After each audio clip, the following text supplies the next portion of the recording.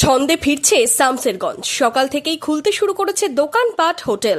সকাল থেকে চলছে একদিকে পুলিশি টহল, অন্যদিকে কেন্দ্রীয় বাহিনীর জওয়ানরাও টহলদারি চালাচ্ছে। জায়গায় জায়গায় মোতায়েন রয়েছে কেন্দ্রীয় বাহিনী। এডিজি সুপ্রতিম সরকার জানিয়েছেন, নতুন করে কোনো অশান্তির খবর নেই।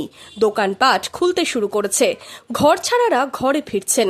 19 জন ঘরে ফিরেছেন, বাকিদের ফেরানোর ব্যবস্থা করা হচ্ছে।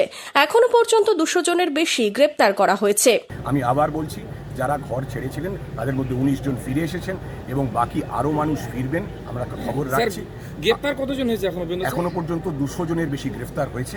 কন্টিনজেন্ট অফ ফোর্স আছে, সিনিয়র অফিসাররা আছেন, রাজ্য পুলিশের টহলদারি চলছে, বিএসএফ এবং সিআরপিএফ এর সঙ্গে যৌথ টহলদারি চলছে, রুট মার্চ চলছে, নাইট পেট্রোলিং আছে।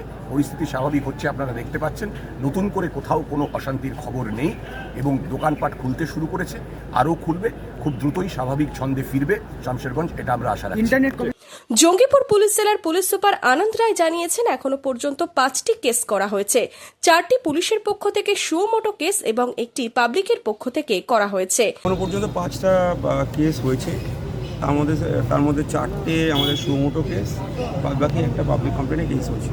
কোনো পেট্রোলিং বা এরিয়া ডমিনেশন যা যেখানে করছে সম্পূর্ণ রাজ্য পুলিশের কমান্ড এবং কন্ট্রোলে করছে। সেখানে আপনারা যেটা শুনছেন যে নিজেরা চটি পড়া পুলিশ, চটি পড়া বিএসএফ, এটা সম্পূর্ণ মিথ্যা এবং গুজব।